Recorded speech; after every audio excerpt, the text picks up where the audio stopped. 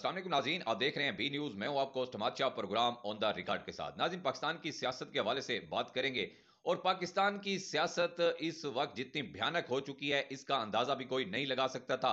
ना तो आज तक किसी डिक्टेटर के दौर में इतना बड़ा जुल्म हुआ, ना किसी जमहूरी हुकूमत में इतना बड़ा जुल्म देखने को मिला जो हालिया चंद दिनों में इस इंपोर्टेड हुकूमत पार्ट 2 जो कि अवामी मैंडेट से भी नहीं आई हुई और इन्होंने जो अवाम से बदला लिया है वोट ना देने का, उसकी भी तारीख में मिसाल नहीं मिलती है। अवाम को इन्होंने साफ मैसेज दिया है कि आपने 8 फरवरी को जो इमरान खान को वोट दिया और हमें वोट नहीं दिया और हमें बेइज्जत किया है, उसका हमने आपसे बदला लेना है।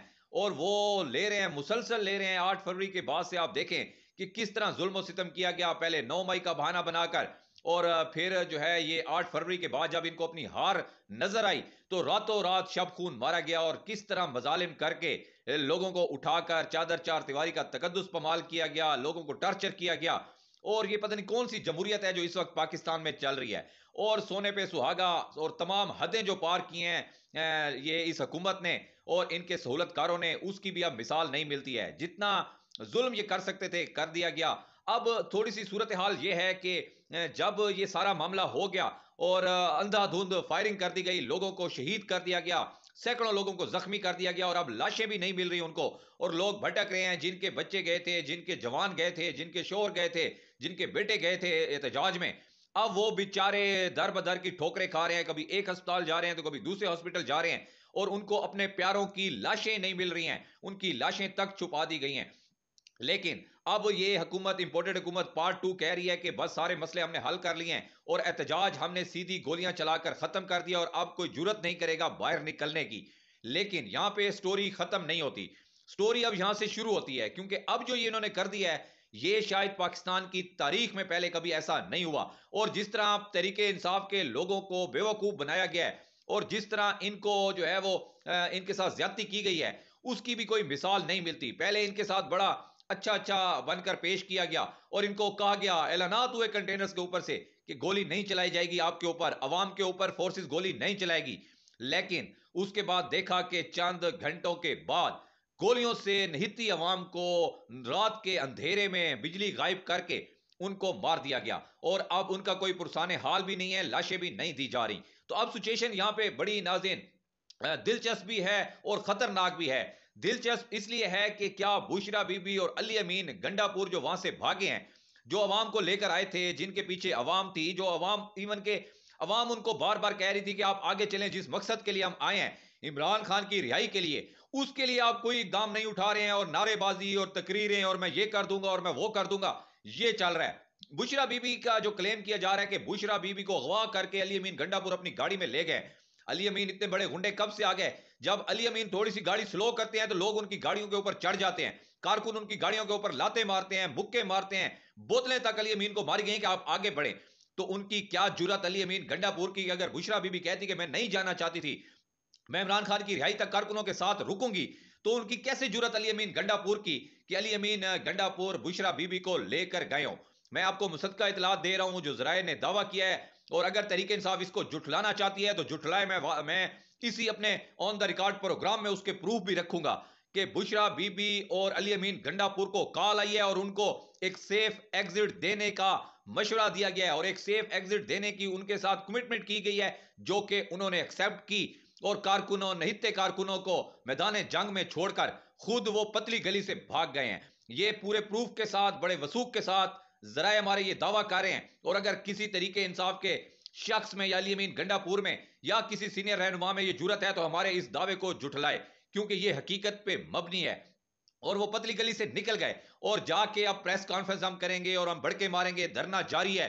और किधर जारी है? अली अमीन गंडापुर से कोई पूछे कि कहां धरना जारी है? कोई मुरीख पे धरना कर रहे हैं, प्लोटो पे धरना कर रहे हैं, या भारत के किसी शहर में आप धरना चल रहा है तरीके इंसाफ का?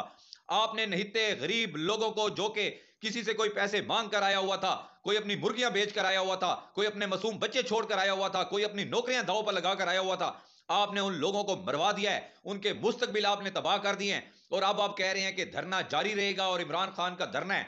आप इमरान खान के कुछ नहीं लगते। और आने वाले दिनों में मैं आपको बता दूं कि ना तो अली अमीन गंडापुर वजीर आला रहेंगे, ना तरीके इंसाफ की जो लीडरशिप गायब रही है और जिन्होंने पतली गली का सहारा लिया है वो आपको नजर आएंगे। क्योंकि अब वक्त आ गया है कि इमरान खान को भी फैसला लेना पड़ेगा, तरीके इंसाफ को भी फैसला लेना पड़ेगा कि उन लोगों को फ्रंट पे करें जिन्होंने गोलियां खाई हैं, जिन्होंने कुर्बानियां दी हैं। इस पार्टी को जितना वर्कर्स ने उठाया है, जितना पाकिस्तान की अवाम ने उठाया है, और अवाम और इमरान खान का एक आपस का एक बड़ा बहुत करीबी रिश्ता है, जिसकी वजह से ये पार्टी चल रही है। और इसके इतने बड़े बड़े जलसे और इतने मजालिम के बाद भी आज पार्टी सबसे बड़ी है अगर पाकिस्तान में तरीके इंसाफ, तो वो सिर्फ और सिर्फ उन कारकुनों की वजह से है जिन्होंने दिलेरी के साथ मुकाबला किया। इन कठपुतलियों की वजह से, इन ब्रोकर्स की वजह से पार्टी ऊपर नहीं गई और इन लोगों ने हाईजैक किया हुआ है। अब तरीके इंसाफ में वक्त आ गया है कि तरीके इंसाफ में बड़ा छांटा लगना चाहिए और इन बगैरतों को जिन्होंने निहित्ते गरीब लोगों को मरवाया है, ये इनके कातिल हैं, इनको सजा भी मिलनी चाहिए और इनको पार्टी से भी निकालना चाहिए। फिर देखते हैं कि अली अमीन गंडापुर ये जो जुल्फे रख के आ गए हैं, या बुशरा बीबी हैं, या कोई और सीनियर लीडरशिप में जिसका नाम लूं, शेर अफजल मरवत की हम बात करें, सुलेमान अकरम राजा की हम बात करें, वो शेख वकास जो पोनी डाल के आ जाता है और बड़ी बड़के मारता है कि मैं जी तरीके इंसाफ का बहुत बड़ा दलेर कारकुन हूं और मैं बड़ा दलेर लीडर हूं और हम पीछे नहीं हटेंगे और हम ये कर देंगे और वो कर देंगे।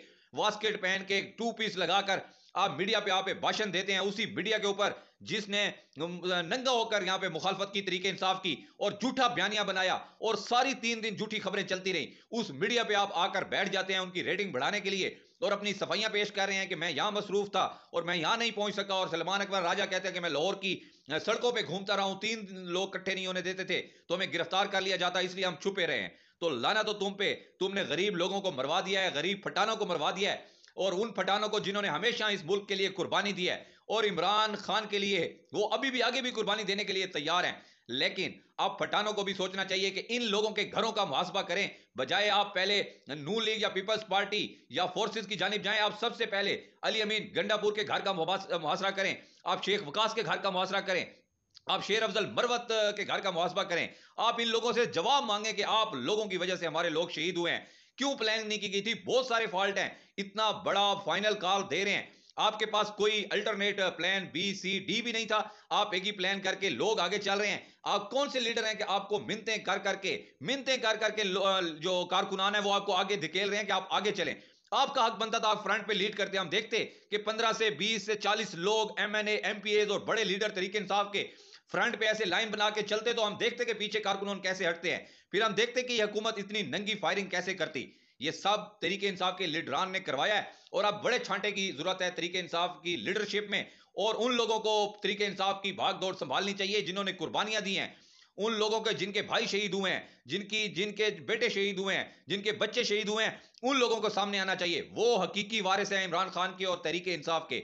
इन लोगों की दुकानें खुली हुई हैं, वजारतें एंजॉय कर रहे हैं, प्रोटोकॉल एंजॉय कर रहे हैं, पुलिस की गाड़ियां इनको मिली हुई हैं, बड़े बड़े प्राडोज लैंड क्रूजर में ये घूमते हैं, असम्बलियों में जाते हैं, पार्लियामेंट लॉजेस में ये रहते हैं और बड़के मारते हैं, टीवी शो से ये पैसे लेके वहां पे बयानियां बनाते हैं। तो ये सारे लोगों का वक्त भी अब करीब